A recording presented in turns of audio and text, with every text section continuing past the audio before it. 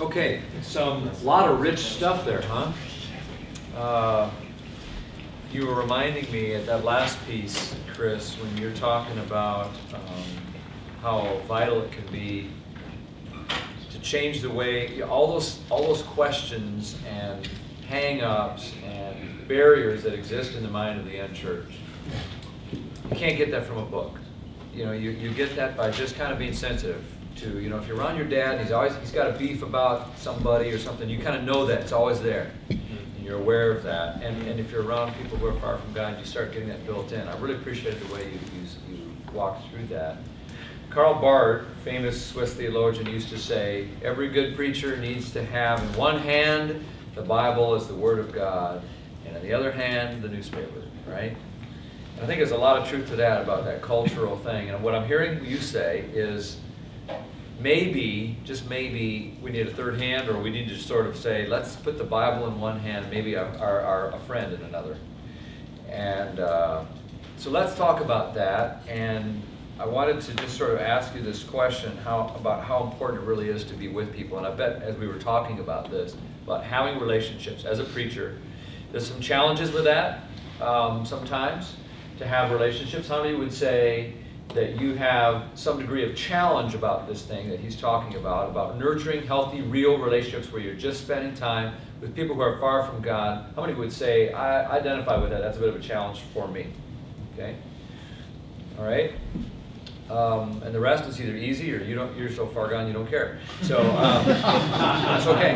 All right, so I'd like to just hear you guys maybe speak to that a little bit about the challenge you face in that regard, and maybe how important it is to you, maybe even a story that comes to mind from your own life about how that has changed your preaching because you've been able to be graced with a relationship of the kind that Chris described. Whoever's ready, grab that mic and jump in. Well, this is my passion. And be sure to speak up. This is not amplifying, so the guys in the back want to make sure we're speaking up, okay? This is my passion. It's a little better. Sorry. I couldn't resist. I'm sorry. I'm on 3 chocolate bars. I apologize. All right. This is my passion. And so getting here, Chris, unpack all of this was just so rich, and Christ is the example of being culturally relevant without wimping out. And you say of different, can you think of people or situations? And I'm just jotting down as you ask that. There's so many different benefits that come from doing what Chris said. And 20 years ago, 15 years ago, it would not have felt natural for me at all. And my hand would have been raised, and I would have said, well, I would be a fish out of water. But if you want to improve your preaching, start hanging out with non-Christians. And I'll give you several examples here or thoughts, but I'll try to be brief. I'm going to try to give you 4 quickly if I can. When you start spending time with non-Christians, what happens is they start to see you as a person as opposed to as a preacher. I have business cards that are printed off. I've got them with me. I've never had a business card at Southeast in 23 years of serving there, but about a year ago or 6 months ago, I printed out business cards just so that I could give them out to people. And I could ask for prayer requests, and they have no idea I'm a preacher, and I do it on airplanes and restaurants and all sorts of different places. And I'm not one of these guys that tries to lead people to the Lord on the plane flight or, over a meal, but I want to forge that relationship, and I love it if they don't find out I'm a preacher for a while. Think of it like this. When people bring a guest up to meet you, let's say you lead a Bible study, or you you are a youth minister or you preach in a church, whatever category you might fall into. Have you ever had that person come up to you and say, "This is my friend, this is Chris, and this one I've been telling you about," wink, wink, they're winking at you the whole time. Yeah, this is Chris, and they're emphasizing Chris, this is Chris. In other words, this is a guy who's an agnostic, or this is a guy who's so verbally abusive at work, or whatever the situation might be, and they just say, "This is our preacher, this is Dave, and he's funny, he's really funny, you're really going to like him, all right?" And they go on and on. So you introduce yourself to the person, meet them, and then you go in and while you're preaching, you watch this gal and her friend, or this guy and her friend, and what happens is they listen more intently than they ever have. Have you ever noticed that? Your church member sits there and they hang on every word you say. And if you say, "Turn in your Bible to Luke chapter 4, well, I'm Luke chapter 4. They turn to Luke chapter 4. They sing like they've never sung before. They laugh at everything you say. "Oh, that's good. He's good. I told you he's funny. He's funny. He's very funny. He's funny. That's good. That's it. I'm going to write that down. I'm going to use that with a word." Okay? They go through all of this. And then when it comes to the time when you're calling for a decision, they are leaning in. Well, what are they doing? They are filtering every single thing that you say. Everything that you say through the ears of their friend. And they want more than anything for that person to come to know Jesus the way they love Jesus. Now, what happens is when you have a guest who's coming with you, that starts to play on everything that you write down, everything that you say. I interviewed Lee Strobel a few years ago, and he said, "Every line I write it for my brother Ray, who is a bigger atheist than I ever was. And so I write my line, and then I think, what would Ray say? Well, Ray would say, "Oh, yeah, but such and such." So in my next paragraph, I try to answer what Ray would say. And it makes you a better preacher. It makes you more empathetic. It makes you more careful rather than callous in the things you say. Let me give you three quick stories. Francine was a gal who was a radio disc jockey in our town at the 50,000 watt station.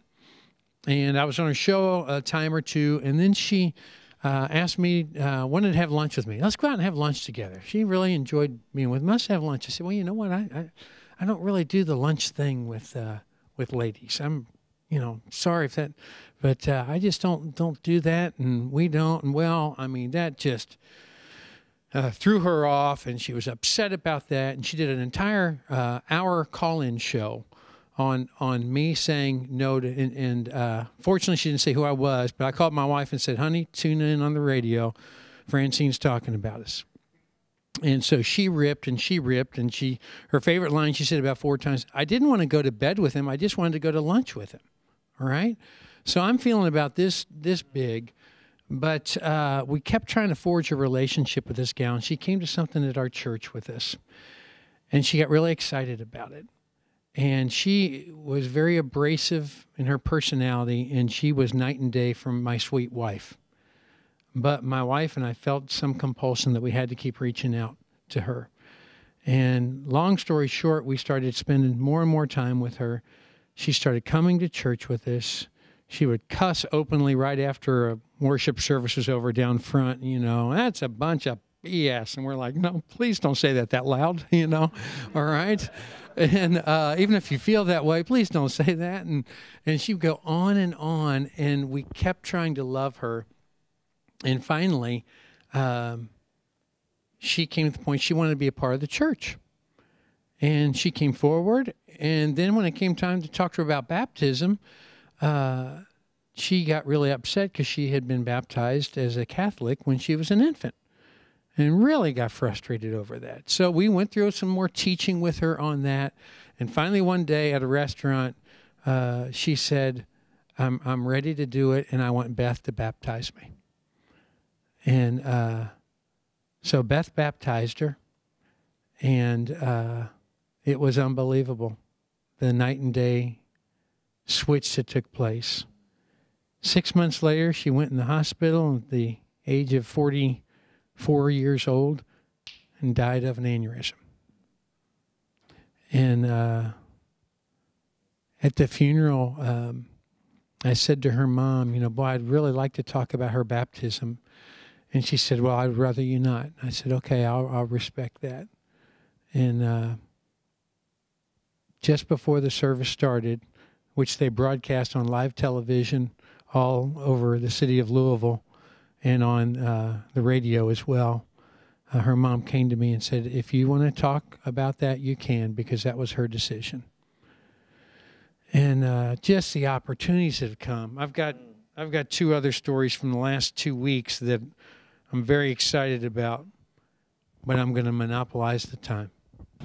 You might have time to come back. So somebody else jump in on this question about how important it's been to you and this relationship with non-believers. Yeah, I think that I read a newspaper article I think last week that was talking about the difficulties it is for young adults, like once they start having families, to make deep and meaningful friendships. So like the idea that when you're a teenager, when you're in college, you make tons of friendships. It's kind of a natural thing that you do, and then after you graduate, you get married, you start having kids, all the mortgage, the responsibilities, then relationships are few and far between. There's not a lot of time to invest into friendships like you used to have. So everybody's what Chris said really resonated with me.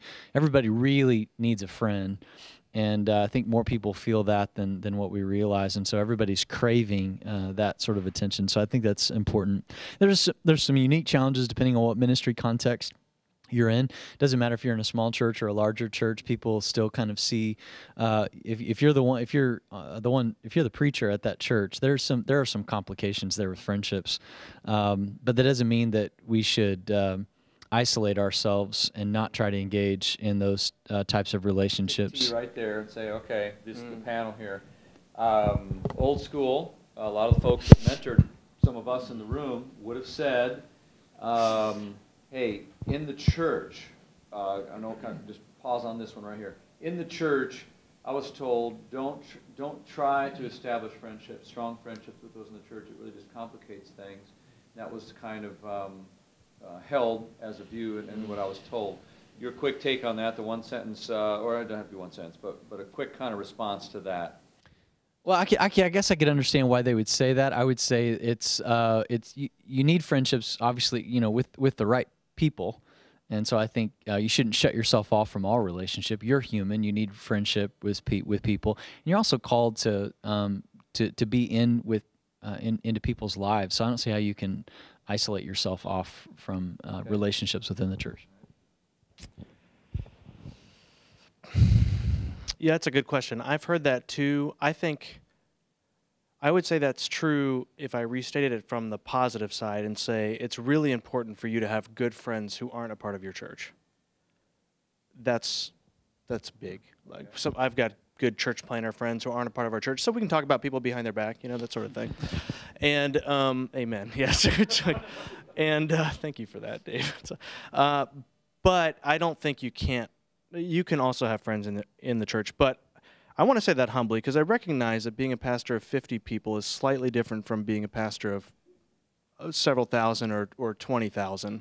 Yeah, but I didn't say you're not close to everybody. Not naming any names here, but just theoretically 20 speaking. No, I think that you can't be friends with everybody. You can be close friends with some people, but that is going to be messy. But part of that mess is important because you sort of need to model how that works. How are you a part of a family that's 100 people or more, but you can't have 100 close friends? And everybody in your church needs to figure that out too. And there could be hurt feelings. It could be messy, but that's why we forgive each other. That's the kind of the hallmark of our faith. And you help model how to navigate that, how to find the people that you sort of naturally resonate with in this, but still are a part of the family, contributing part of the family. Dave, your thoughts on friends in the church? Yeah. Bob Russell had some really close friends in the church. He had a lot of close friends outside the church, too. So I've seen that work. One strange thing in the transition of leadership that took place about 7 years ago was I had a whole lot of close friends on the staff at Southeast. But when I went from being the number 2 or the associate and went into this role, you start to understand why there's these books written, It's Lonely at the Top, and some of those things. So I don't know if it was self-inflicted on my own part, but I have fewer close friends than I did when I was one of the gang. And that comes with letting people go. That comes with challenging their work ethic and some of those things. But my closest friends are probably outside of the church. But I do have a couple of elders, plus a couple of other guys that I'm really good friends with in the church that I can let my hair down with. Let's come back to Aaron. Were you going to finish up on one thing? I kind of jumped in the middle. Do you have more to say? Don't make it up if you don't. If you do, I want to be able to finish. You know, I would say that I'm probably kind of I'm in a season of life right now that you know, I've got 4 small kids at home, and so I there's times where I don't know that I feel like I'm giving enough of myself to them or my wife. And at the end of the day, go, okay, you know, what are the friendships that I've invested in? And I've got this one guy right now that has started coming to our church. He's a believer, but he's you know, interesting guy, relocated here from another state, wants to be my best friend. And I've tried to, you know, give him, you know, tried to invest in. He lives in my neighborhood, and he texted me 3 weeks ago, Saturday night, 10:30 at night, just blasted me on text, and just out of the blue, and just said, "You're not spending enough time with me. I'm so disappointed in our friendship." You know, it's just like, I'm just sitting there reading through it, and I'm like, it's Saturday night, you know, and I just about popped him back, and I was like, no, I'm just gonna let that sit. Aaron, I'm really sorry. I know it was bad. We're doing better. I'll take it. I don't know how many times you've sent me texts like that, Ben. It's just really irritating. You're not with me, and that's but the court order, I guess, doesn't say. But anyway, so like, hey, you know, the next morning I just said, I texted him back and said, "Hey man, I'm not trying to diss you, you know, I love you. We'll have to talk about this later." And he texted me back and said, "Man, I really felt convicted all night long that I did that to you." And so we've still not had a conversation about it. But every time I see him, I'm like, am I spending enough time with this guy? And you know, it's like, oh my word. And so there's that whole kind of, I probably am the most perplexed right now that I've ever been in life, because we've got a large staff that I'm not fully giving myself to everybody. Everybody in the church everybody thinks I'm busy, so nobody wants to bother me. So I hear that all the time. The number one thing Lindsay has said to her when people run into her at Target is, "I know Aaron's really busy, so I'll tell you." And so she gets overloaded with stuff. And so then I go outside of that and say, okay, now who am I building friendships with that are outside the church that are not believers? And I just feel really deeply convicted over it. So who lives next door to us? It's a homosexual couple. And so I'm really thankful God's placed them there, because it doesn't take much for me to walk outside and they're there. And they know who I am, and we've actually built a great relationship with them. We've exchanged cell phone numbers, and we water their trees when they're gone in the summer, and they've done stuff for us, and it's actually been a great relationship. So we've actually asked God to kind of place some of those divine relationships in front of us. But I'll be very honest, it's a struggle, you know, where we're at right now. And to know who to trust. That's my wife's number one fear. She's like, I'm so afraid that I'm going to let my hair down and say something to somebody that I shouldn't, and they're going to use it against you. And so, anyway. Seems like it's probably somewhat universal, the struggle for those in ministry, for the friendships. And this has been, it seems like a really healthy kind of, again, the balance issue.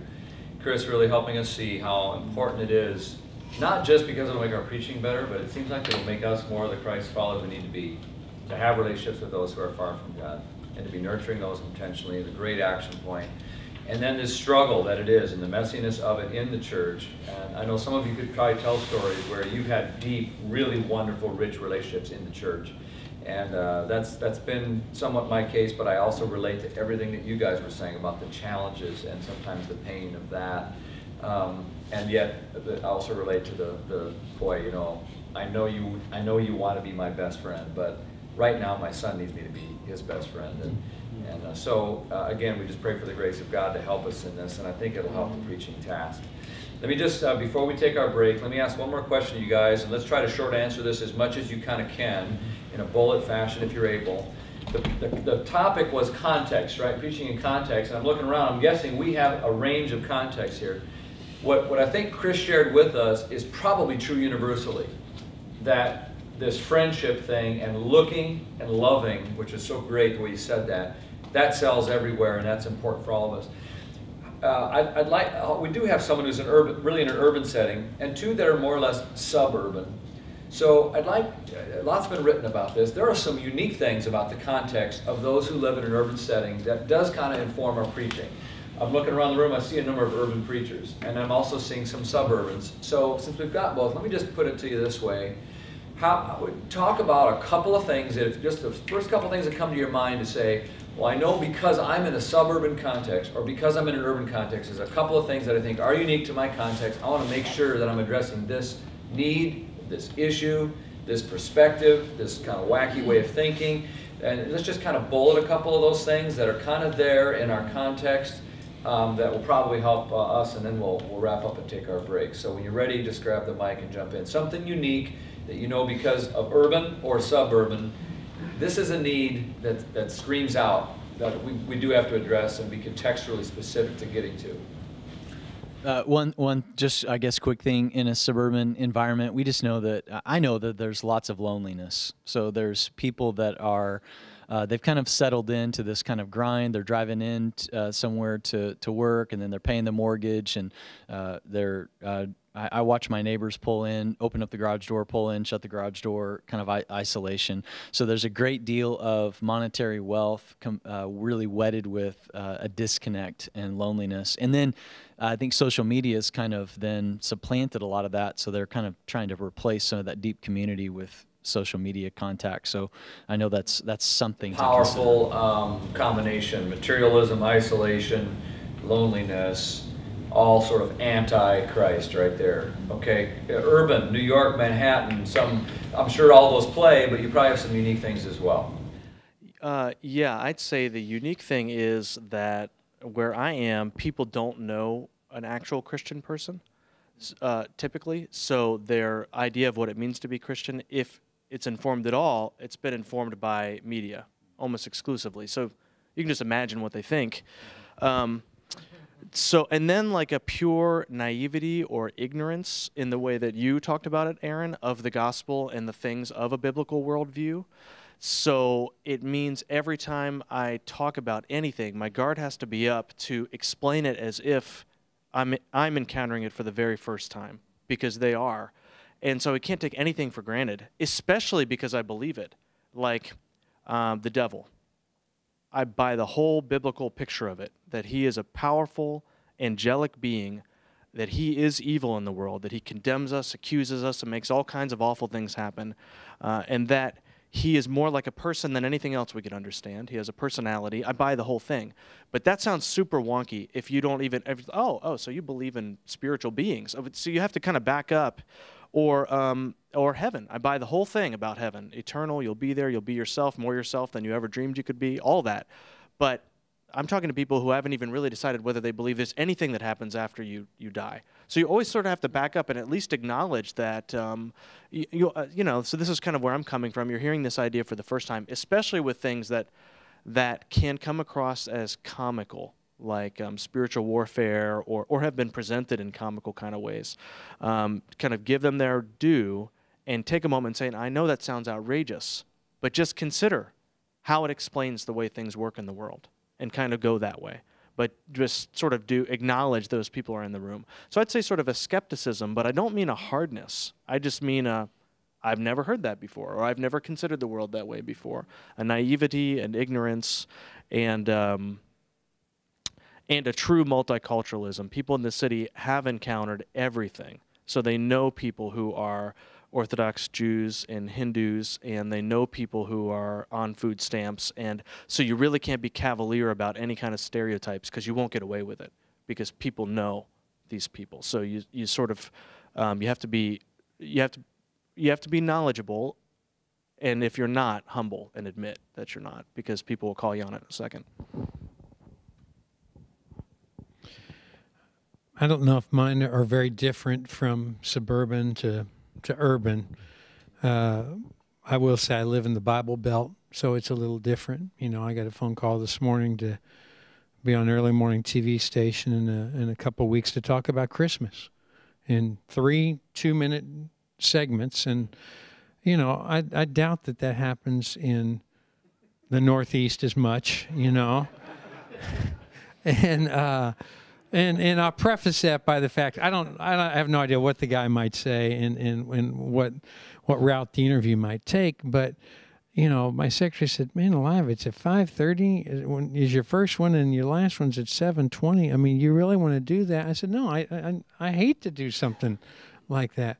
But if I got somebody who's going to ask me about Christmas, and I can talk about it for 2 minutes, and I get 3 cracks at it, I can't turn that down. I might have to stay up all night just so that I'm, you know, lucid enough to speak. But I can't pass that up." Aaron alluded to some of the things that we struggle with in our area. It is loneliness. I think it is. There's a lot of hurts and there's a lot of addictions. The difference between some places and the suburbs of Louisville is that we have people who have become really good at pretending, and they hide it well. I remember when Paul Williams came one time to Louisville, and he and I were driving around. He said, "You know what? I never see that in New York City."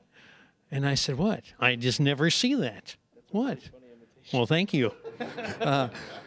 And it was a fish emblem on the back of a car.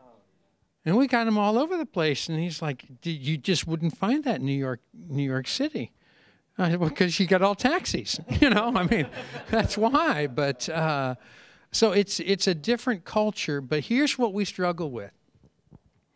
We struggle with being in the Bible Belt and a lot of Christian people, but they don't live the same way on the week that they do on the weekend, on Saturday night at church or Sunday morning. And that's what shoots us in the foot. Because when you try to lead someone to Christ and they say, "Oh, well, such and such goes to your church," and you can just see the wheels turning, that's what they equate with Christianity. And I always love it when somebody says, "Oh, I work with somebody from your church." Or yesterday I saw a chiropractor and he said, "Oh, I know somebody who goes to your church." And you always cringe. You're like, "Oh, be somebody good." You know, please, please, please, not the Wilsons, you know. And he said, "Mike and Mary Seaward." And I'm like, "Thank you, Lord." "Oh, yes, they're really great folks." "Oh, they're super folks. They're great folks. Boy, wow, what a great representation they are." "Yes, they are," you know. And everyone's like them, you know. So I think the consistency would be what we continually come back to and try to challenge. And the only way that happens is by us modeling that. And when we talked earlier about the reaching out and building some friendships with non-Christians, the only thing I would say is it is very difficult for you to teach a class or lead a Bible study and to talk about sharing your faith if no one ever sees any visitors seated next to you. And my experience has been that when I see a visitor with someone, I'm going to make a beeline to that person.